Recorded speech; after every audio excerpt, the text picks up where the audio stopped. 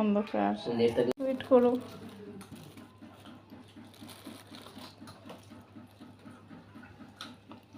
দেখা যায় আলো।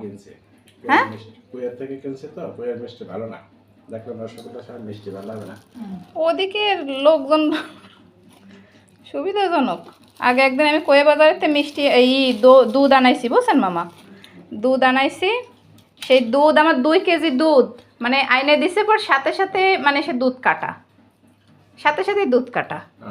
মানে 2 কেজি দুধ জ্বালা সে ছানা বানায় যে ফ্রিজে রাখা, মানে 2 কেজি দুধ লোক দিয়ে আনাইছি, ট্রাক স্ট্যান্ডের লোক দিয়ে আনাইছি। সে 2 কেজি দুধ দইরেই কাটা ফেলাই দেওয়া লাগছে।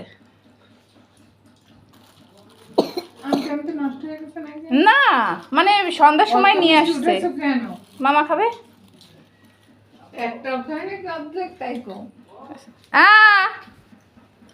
আব্বু দাঁড়া।